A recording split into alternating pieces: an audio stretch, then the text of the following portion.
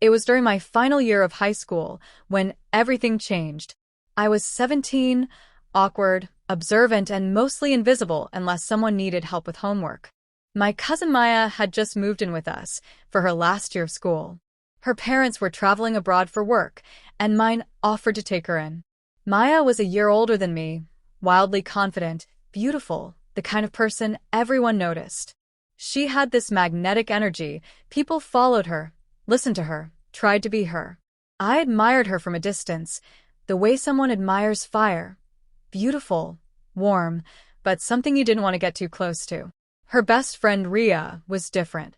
She had this quiet presence, like someone who never needed the room's attention to feel important. She was soft-spoken, always polite, with big brown eyes and long hair that she often tied into a messy bun. She didn't wear makeup. She didn't try to stand out.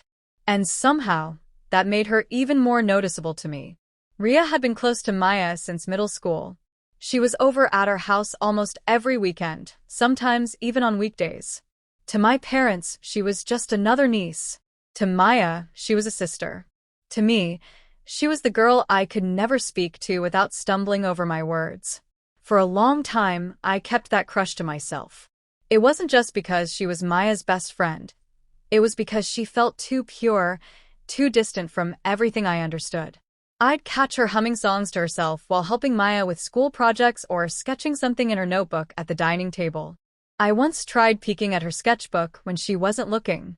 It was filled with abstract designs, quotes in cursive handwriting, and the occasional doodle of people, faceless figures sitting under trees, holding hands, dancing. One Friday night, Maya had invited a few friends over for a movie marathon.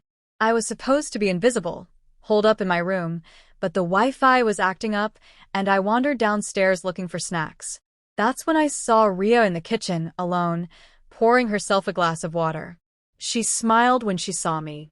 It wasn't a huge moment, just a smile, but something about it stayed with me. I asked her if she was enjoying the movie. She said she wasn't paying attention. Too loud, too chaotic, she said, shrugging. I like quieter stories. That was probably the first real conversation I had with her. It only lasted a minute or two, but it felt like a turning point. She wasn't uninterested or dismissive, just calm, thoughtful. After that, I started noticing more.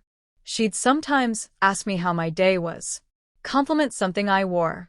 Once, I helped her carry a box of decorations for the school's cultural fest, and she touched my arm lightly to say thanks. I thought about that touch for days. Maya never seemed to notice. Or maybe she did and didn't care. She had a boyfriend at the time, a guy named Jay from another school. He was good-looking, loud, and always around when Maya wanted attention, but never when she needed someone to listen. I didn't like him. Maya once caught me staring after he left and said, "Don't worry, he's not the serious type." I didn't know what she meant at the time, but I remembered it.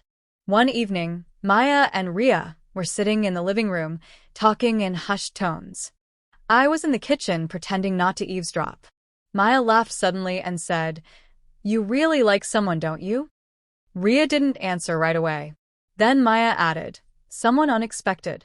There was silence after that, but I saw Ria glance toward the kitchen, toward me, and quickly look away. That single moment consumed my thoughts for days. I tried to act normal, but I found myself overthinking everything. Did she mean me? Was it someone else? Was I imagining it? I'd lie awake at night replaying our brief conversations, wondering if she felt the same spark I did. I never dared ask. Later that week, we had a school event. Maya was helping organize it, and Ria was part of the decorations committee. I volunteered to help, partly because I was good at organizing things, but mostly because I wanted to be near Ria. We worked side by side on banners and charts, surrounded by noise, but every once in a while, we'd lock eyes and just smile. No words. No need. That night, as everyone was packing up, I offered to walk Ria home. It wasn't far. She lived a few blocks away. She hesitated for a moment, then said okay. We didn't talk much on the walk, but the silence felt comfortable, not awkward. When we reached her house, she paused before going in and said, "You're really different from everyone else, you know?" I asked if that was a good thing. She smiled again, softly this time. Yeah. It is. I couldn't sleep that night.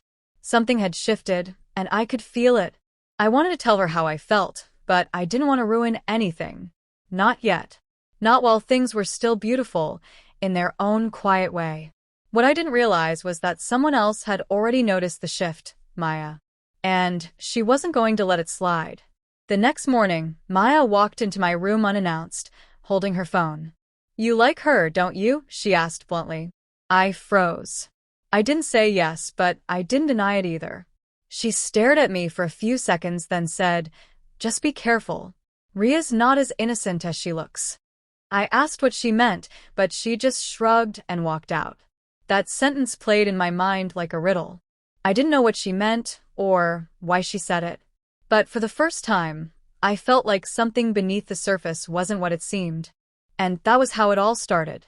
A simple crush. A few exchanged words. A single look. And one warning I didn't understand until it was too late. The school fest came around quicker than expected. It was a big deal. 3 days of cultural events, sports, music, and chaos. Students stayed late for practice. Teachers looked the other way on homework, and everyone felt like something exciting was just around the corner. Maya, as usual, was at the center of it all. She was leading one of the main committees, which meant she was constantly surrounded by people. Ria had joined the art team, helping with stage design and banners. I offered to assist wherever needed, which conveniently kept me close to her, without seeming obvious. We ended up spending more time together than we ever had before. Small things, choosing paint colors, lifting boxes, fixing typos on posters, but during those hours, we talked more than we had in the last 2 years combined. She told me about her favorite authors, why she liked drawing over painting, how her parents barely noticed when she was home or not. I listened, really listened, and for the first time, I felt like she was letting her guard down. One evening, we stayed back late to finish a mural. It was just the two of us in the corridor. I watched her from the corner of my eye, brush in hand, sunlight falling through the windows behind her. She was humming something under her breath. I asked her what the song was. She looked up, smiled, and told me it was something her mom used to sing when she was little. "Makes me feel safe," she added quietly. Then she looked at me and said, "You make me feel like that sometimes too." I didn't know what to say. My throat tightened. She didn't wait for a response. Just turned back to the wall and kept painting. I stood there longer than I should have, heart pounding, trying not to read too much into it, and failing miserably. In the middle of all this, Maya was becoming harder to read. She'd either be too friendly or too cold, like flipping a switch. I once caught her watching Ria and me from across the hall while we were laughing over a spilled can of paint. Her face was blank, unreadable. That night at dinner, she barely spoke a word to either of us. Jay, her boyfriend, hadn't been around much lately. When I asked her about him, she rolled her eyes. "He's boring," she said. Not everything needs a label, right? That was the first time I realized how different Maya and Ria really were. Maya thrived on attention and blurred lines. Ria seemed to be looking for something real, something solid. I couldn't help but feel that maybe I could give her that. The night before the fest started, we had a sleepover at school, a last-minute prep thing. Boys and girls in different halls, teachers supervising, but it still felt like freedom. Ria and I were part of the same decoration team, so we stayed up fixing final touches on the stage. At one point, we were sitting near the back of the auditorium, exhausted, sharing a pack of gum and laughing about how everything would probably fall apart the next day. She got quiet after a while. Then she said, "Do you ever feel like you're pretending to be someone you're not, just to make people happy?" I nodded. She leaned her head on my shoulder. "I'm tired of pretending," she whispered. I didn't move. I didn't speak. We just sat there in silence for what felt like forever. After that, everything between us changed. We weren't together. No confessions, no promises. But something had shifted. Our glances lingered. Our texts grew longer.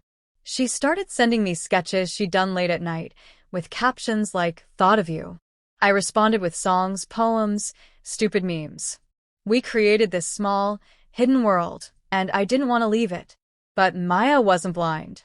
She started making snide comments when Ria wasn't around. You two getting close, huh?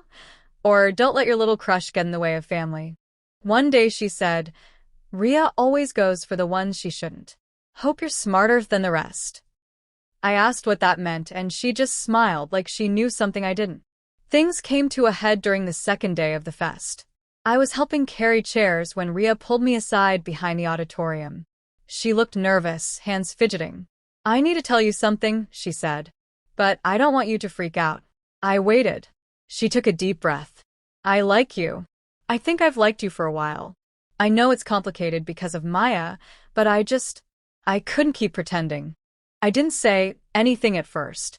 I didn't need to. I leaned in and kissed her. Just once. Gentle.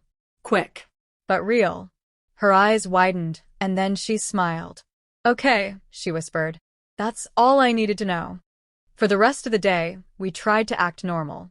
But it was impossible not to steal glances, brush hands when passing supplies, send small smiles when no one was watching. Except someone was watching. That evening, while we were packing up, Maya pulled me aside. Her tone was icy. You kissed her, didn't you? My mouth opened, but nothing came out. She laughed bitterly. Wow. You really don't get it. I asked what she was talking about, and she leaned in close. She was with me. For months. And you just walk in with your shy smiles and ruin everything. It felt like someone had pulled the floor from under me. You and Rhea? I asked. Since when? Since always, she said. Not that it's your business. But thanks for proving her right. People always choose the easy one. I stood there, stunned. Everything suddenly made a horrible kind of sense. The tension. The warnings. The silence. I hadn't seen it coming. I'd been so caught up in what I felt, I didn't even think to ask what else was happening beneath the surface. Later that night, Rhea texted me, "We need to talk."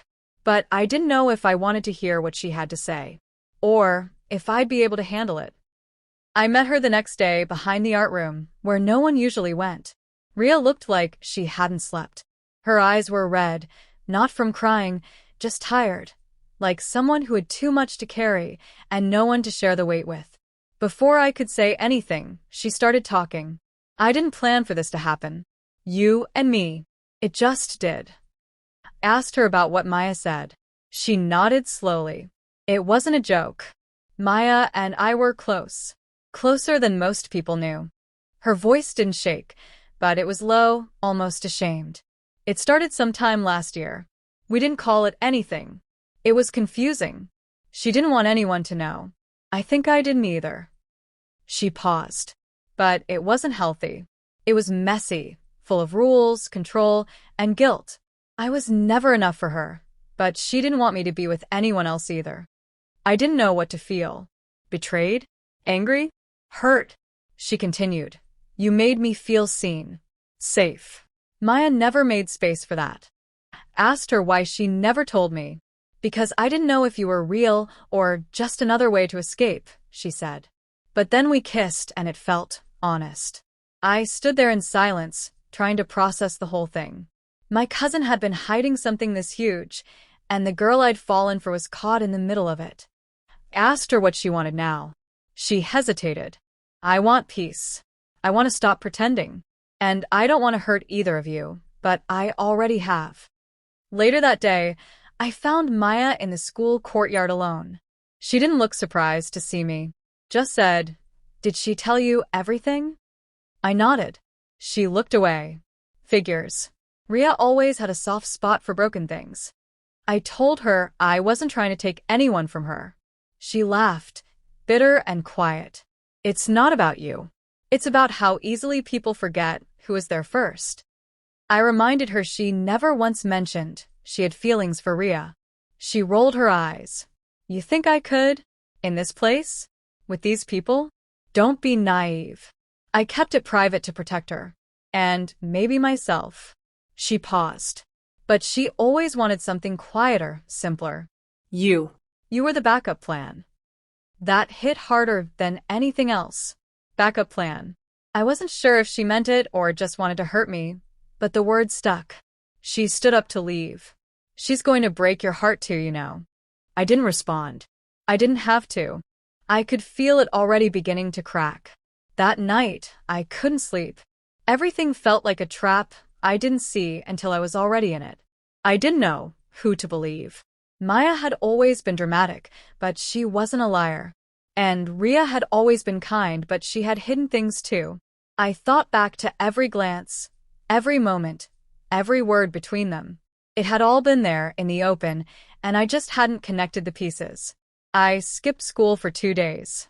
I needed space. Time to think. Rhea texted, but I didn't reply. Maya didn't. My house was quiet. My mind louder than ever. When I finally showed up again, Rhea found me near the lockers. She didn't look surprised, just tired. "I don't expect you to forgive me," she said. "But I need you to know, what we had, even for that short time, it was real for me." I asked her if she still loved Maya. She looked down. "Part of me always will. But not in the way she wants. Not anymore." I told her I couldn't be someone's escape. She nodded. "I know. I was selfish. I wanted to feel normal, loved, whole. I used you for that. And I hate myself for it." She reached for my hand, but I stepped back. Not out of anger, just confusion. I didn't know where we stood anymore. Rumors started to spread after that. Whispers in hallways. Looks from classmates. No one knew the full truth, but enough fragments leaked for people to guess. Maya started ignoring both of us completely. Rhea stopped showing up to events. I kept my head down and tried to survive the last few weeks of school. Then came the message. From Maya. One line. "You'll understand one day." No explanation. No closure. Just that. I never replied. Rhea and I had one final conversation after the last exam. We sat under the banyan tree near the back gate where we used to eat lunch during prep week. "I'm leaving," she said. "Switching schools. My parents think I need a fresh start." I asked her if she agreed. "I think I've done enough damage here," she said. To her. To you. To myself. I asked her if she regretted it. She shook her head. "I regret how it ended, not how it began." She took a deep breath. "You were the only honest part of a very dishonest time in my life." We sat there in silence until it got dark. Then she stood up, looked at me one last time, and said, "I hope you find someone who doesn't need fixing." She walked away without looking back. And just like that, it was over. The feelings didn't disappear. They just folded themselves into a quiet corner of my memory. That summer, I stayed home, kept to myself, and tried to let time dull the edges. But even now, all these years later, I still think about that week. The kiss. The betrayal. The truth none of us wanted to face. It wasn't just about infidelity. It was about how fragile emotions are, how easy it is to confuse need with love, comfort with connection. I wasn't innocent either. I saw signs and ignored them because I wanted a story that felt good, not one that was true. In the end, no one won. Maya lost trust. Rhea lost herself. And I lost the version of love I believed in. Sometimes I wonder if that was our only shot. Or if it was just a chapter we were all meant to leave behind.